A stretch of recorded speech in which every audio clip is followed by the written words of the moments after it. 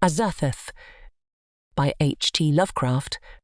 When age fell upon the world, and wonder went out of the minds of men, when grey cities reared to smoky skies tall towers grim and ugly, in whose shadow none might dream of the sun or of spring's flowering meads, when learning stripped earth of her mantle of beauty, and poets sang no more save of twisted phantoms seen with bleared and inward-looking eyes.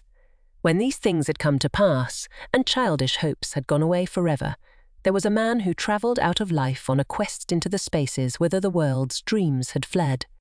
Of the name and abode of this man, but little is written, for they were of the waking world only.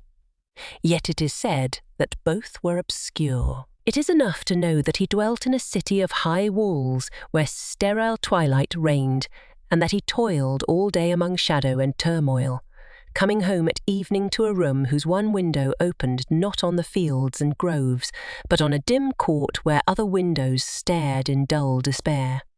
From that casement one might see only walls and windows, except sometimes when one leaned far out and peered aloft at the small stars that passed. And because mere walls and windows must soon drive to madness a man who dreams and reads much, the dweller in that room used night after night to lean out and peer aloft to glimpse some fragment of things beyond the waking world and the greyness of tall cities. After years he began to call the slow-sailing stars by name, and to follow them in fancy when they glided regretfully out of sight, till at length his vision opened to many secret vistas whose existence no common eye suspects. And one night a mighty gulf was bridged, and the dream-haunted skies swelled down to the lonely watcher's window to merge with the close air of his room and make him a part of their fabulous wonder.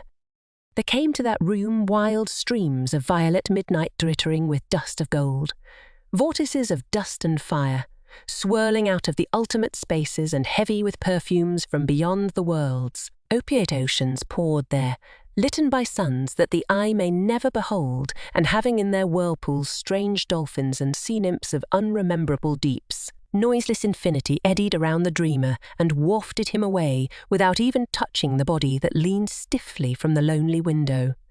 And for days not counted in men's calendars the tides of far spheres bear him, gently to join the dreams for which he longed, the dreams that men have lost. And in the course of many cycles they tenderly left him sleeping on a green sunrise shore, a green shore fragrant with lotus blossoms and starred by red camelotes,